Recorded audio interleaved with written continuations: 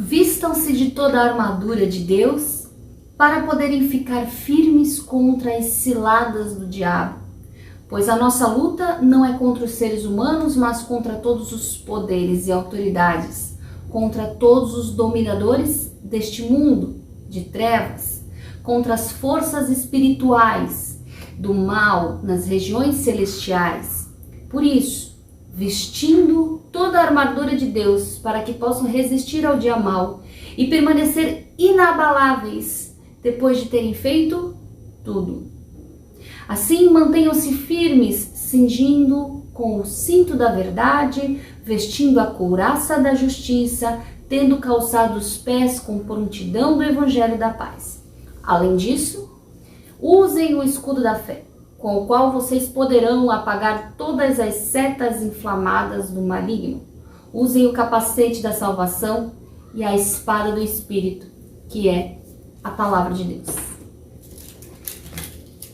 Olá, irmãos! Nós estamos aqui para mais uma ministração da Igreja Uma Nova Chance.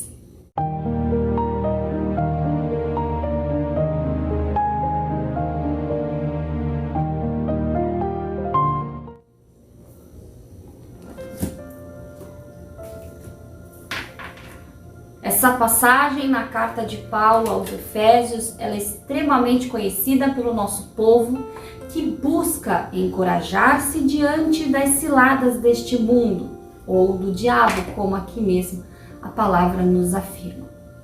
E dentro deste cenário, algo muito nos surge em conversas.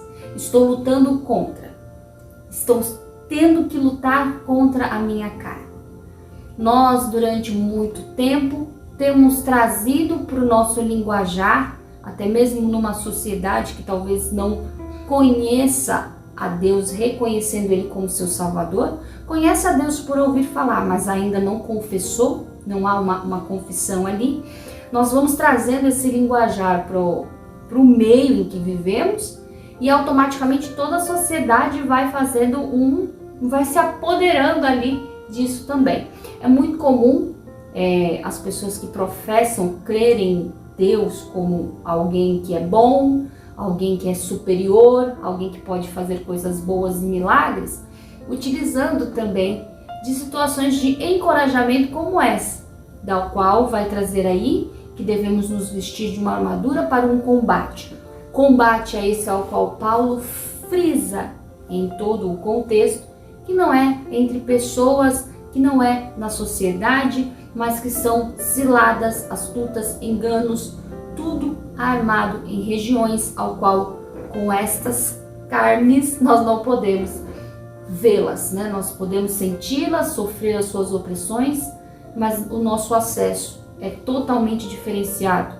Esse acesso é pelo Espírito, ao qual a Bíblia também nos ensina e nos adverte. Quem anda na carne vive as coisas da carne, ou quem anda no mundo vive as coisas do mundo, mas os que são do Espírito vivem para o Espírito e andam em Espírito. Para a sua vida de aplicação ao estudo da palavra, é trazer cada vez mais a certeza desta luta e o porquê desta luta. E como nós temos visto isso se diluir, se fragilizar em meio à sociedade. A primeira coisa que nós podemos pensar de erro é que muitos de nós utilizamos versículos de encorajamento sempre na terceira pessoa. Quando eu digo isso, eu quero salientar que o processo que Paulo apresenta, até mesmo Isaías fala muito do Senhor da guerra, dos exércitos, e outras partes da Bíblia vão falar sobre uma guerra, sobre uma luta, mas porque a Bíblia ela traz a ênfase de que é a nós que estamos sendo forjados, a nós que seremos aperfeiçoados. Há uma particularidade na questão singular do homem e Deus, até mesmo mediante os cenários de guerra. Eu vou guerrear em prol do outro, eu vou guerrear a favor da minha vida, eu estou guerreando para que eu mesma seja aperfeiçoado através daquilo que estou a pelejar, daquilo que estou sofrendo. Mas não, como esse contexto ele encoraja, porque o mundo é caído, porque os dias são difíceis. Ele traz um encorajamento que muitas vezes deixa até a situação mais leve. Ele faz com que a sociedade que não conhece a Deus, que não se deleita na sua justiça, que não busca o entendimento na palavra, faz com que venhamos a utilizar ele sempre para o outrem, sempre em terceira pessoa. Eu estou buscando a esse Deus para vencer uma injustiça que eu estou vivendo. Eu estou buscando essa armadura para me defender da inveja daquela pessoa. Eu estou buscando todo esse contexto porque algo ali precisa ser derrotado. Eu determinei que aquilo precisa ser destruído. Então, eu busco essas forças espirituais, eu busco essa questão que é de poder para fazer com que aquilo seja destruído. Mas é uma passagem extremamente conhecida de todos nós, é um contexto muito bem claro, não só em Efésios, mas em outros lugares, que vai ficar muito claro se você se dedicar à leitura e buscar o Espírito Santo, como nós já falamos aqui. Busque sempre ao Espírito de Deus para que haja revelação. Você vai ver claramente todos os processos de encorajamento são para que nossas mazelas sejam destruídas, o nosso orgulho seja quebrado, a nossa vaidade seja zerada, para que possamos, mediante ao inimigo, que consideramos ali talvez uma pessoa, até ele possa ver Deus em nossa vida, para que não venhamos a nos perder diante de uma situação e o Espírito de Deus tenha ali toda uma, eu não digo que ação, mas que nós venhamos a ter a consciência de que o Espírito de Deus, ele está a nos inflamar para que venhamos a ter o quê? Um dos frutos ao qual todos os filhos de Deus deveriam buscar com excelência. Todos devem ser buscados, mas o domínio próprio para esses dias deveria ser algo que deveria estar enaltecido em meio aos altares, enaltecido em meio aos estudos, porque por se pedir o domínio próprio, mas não se compreender o que se pede, em tudo que fazemos em Deus, ele precisa ser intencional, ter consciência. Eu preciso entender, não é nada mágico, não é um pozinho, não é uma fumaça, é tudo muito real que vivemos e falamos em Deus. E aí, por falta desse conhecimento, os que pedem, pedem mal, e a Bíblia fala disso. Vocês pedem, mas pedem mal. Vocês pedem, mas não sabem pedir, por falta até mesmo do conhecimento. E outros até nem os pedem, porque não se fala mais sobre ele. Mas termos o domínio próprio para que essas situações sejam em nós forjadas para quê? Para a glória de Deus.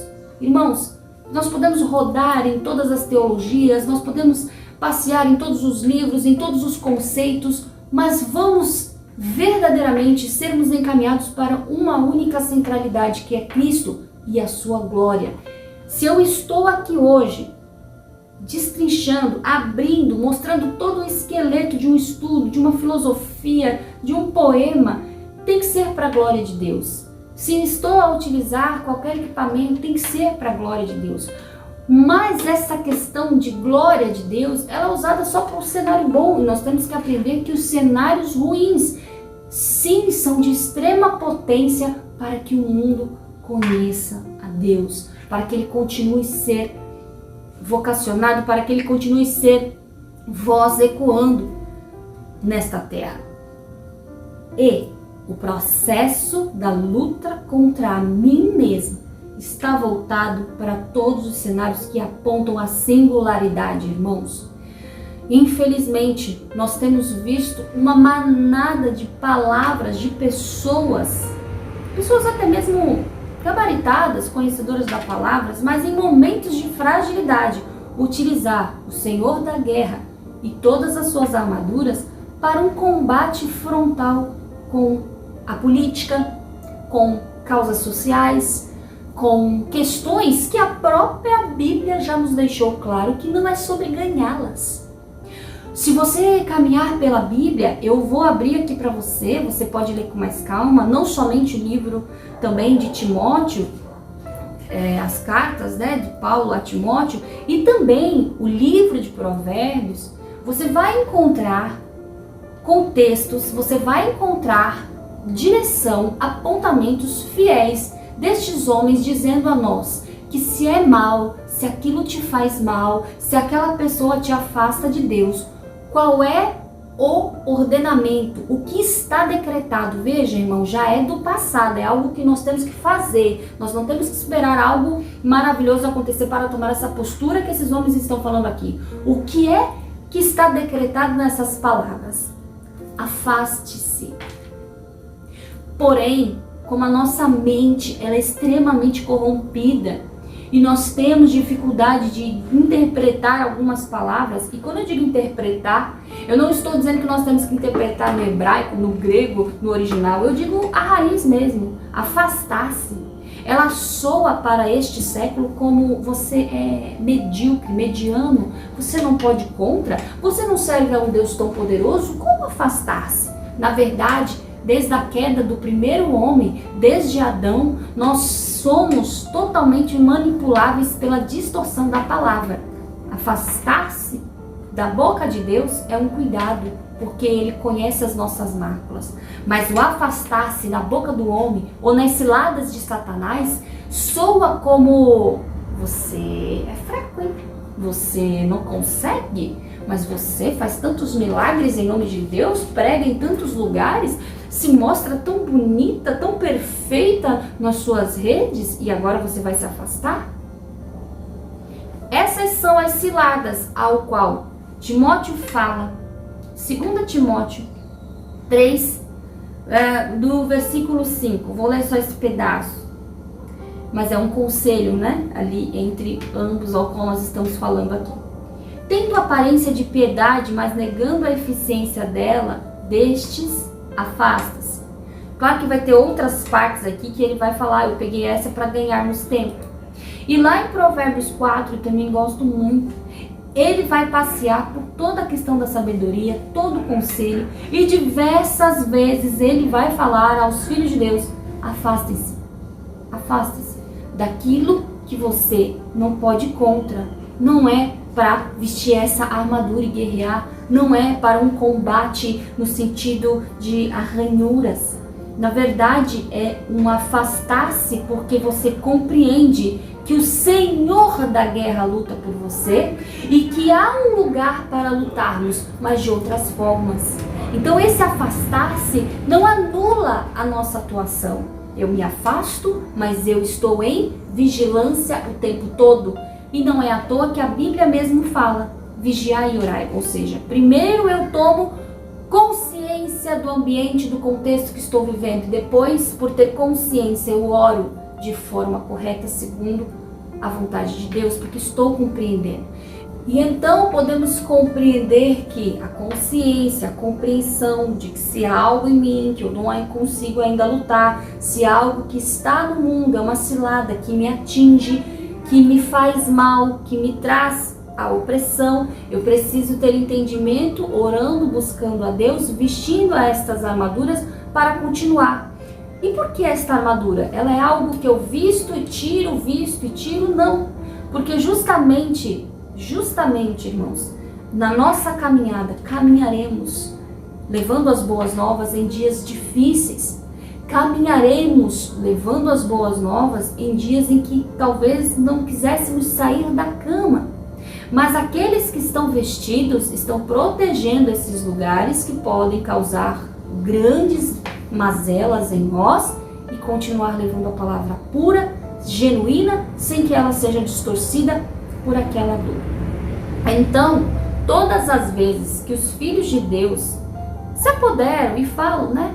Estou lutando contra, estou querendo guerrear. Entendam, irmãos, todo princípio começa em nós. E você pode se perguntar, então as pessoas que têm inveja, esse cenário de injustiça que está sobre mim, não fala daquela maldade da pessoa? Sim, pois se você é conhecedor da palavra, sabe que vivemos dias difíceis. Mas qual é a maior importância que devemos dar a esse contexto? É que vai falar muito mais de nós. A palavra de Deus diz que a cada dia em que você está em Cristo, mais semelhante a Ele você se torna.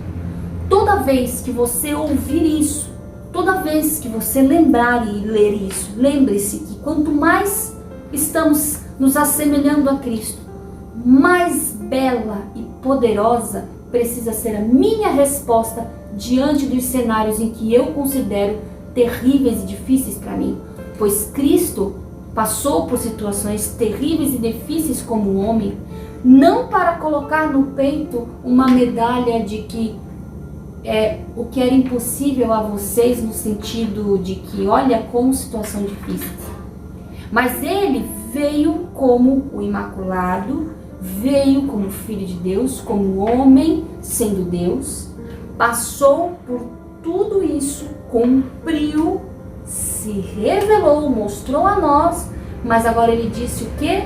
Subimos o nível.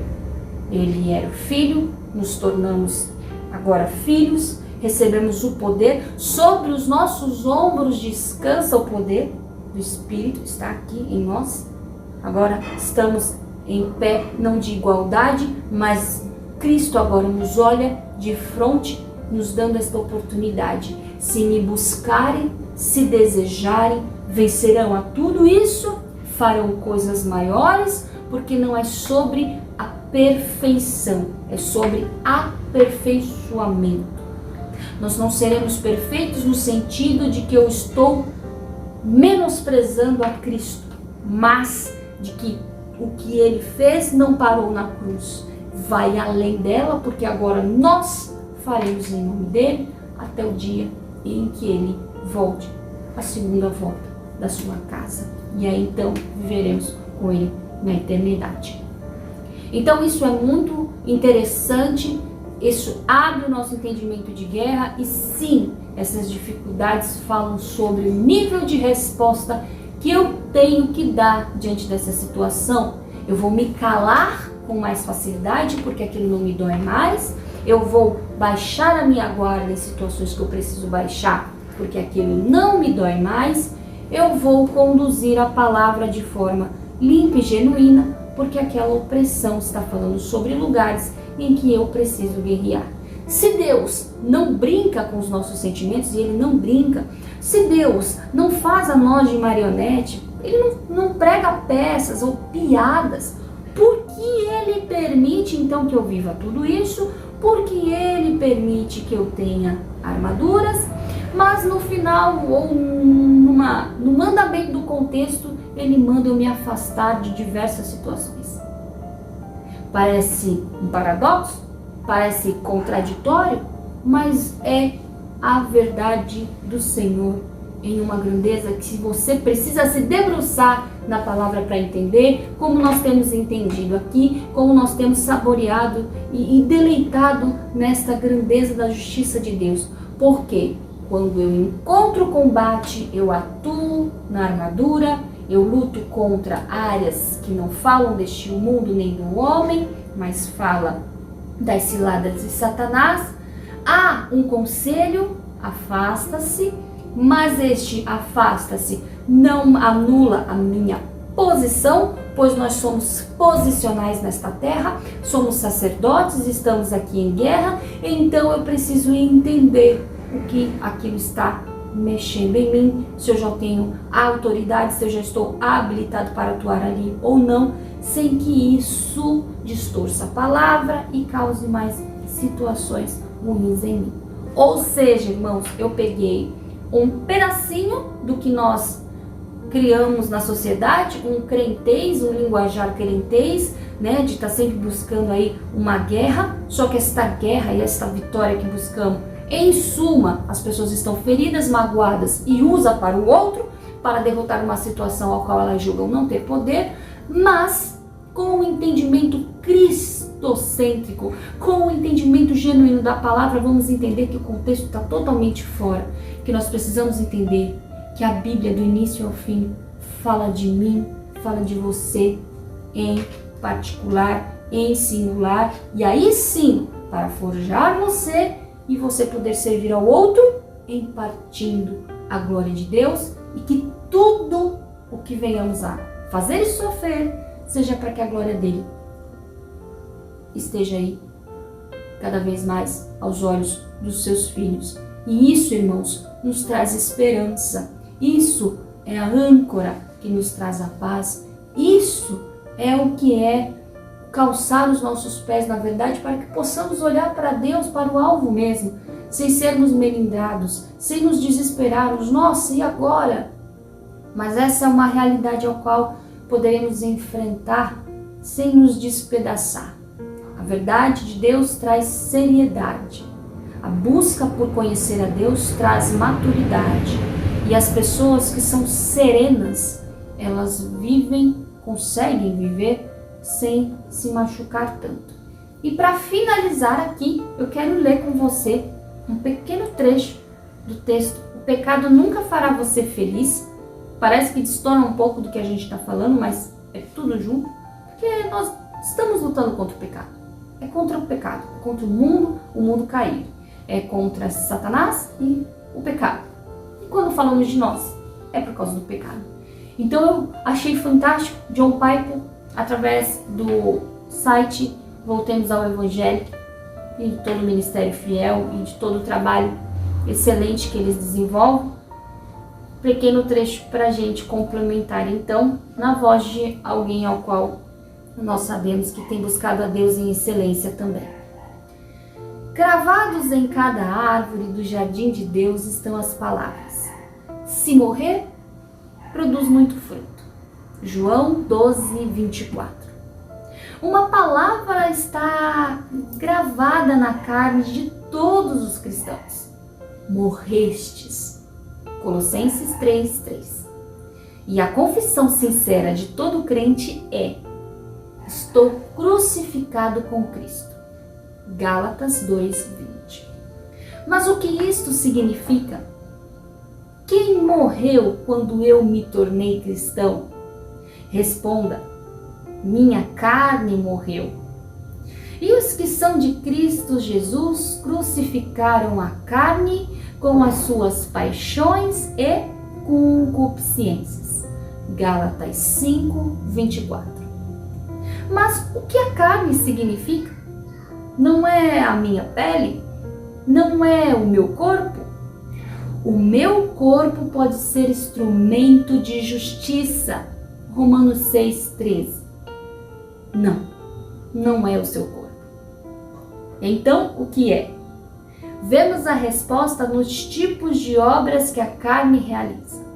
As obras da carne são coisas como idolatria, iras e invejas. São atitudes, não simplesmente atos imorais do corpo. Então, a carne, o velho eu, a autoconfiança e sem fé, isso é o que morreu quando Deus me salvou. Deus apertou as artérias do meu velho coração incrédulo de pedra, e quando ele morreu e me deu um coração novo. Ezequiel 36, 26. Qual é a diferença entre o novo coração que vive e o velho que morreu? A resposta está em Gálatas 2, 19 ao 20. Estou crucificado com Cristo, e esse viver que agora tenho na carne, vivo pela fé no Filho de Deus, que me amou e a si mesmo se entregou por mim. O velho coração que morreu confiou em si mesmo. O novo coração depende de Cristo. E esse texto você pode encontrar no site, você pode ler. Vai falar sobre a luta contra o pecado, sobre a luta contra a carne e o combate verdadeiro que Deus exige de nós.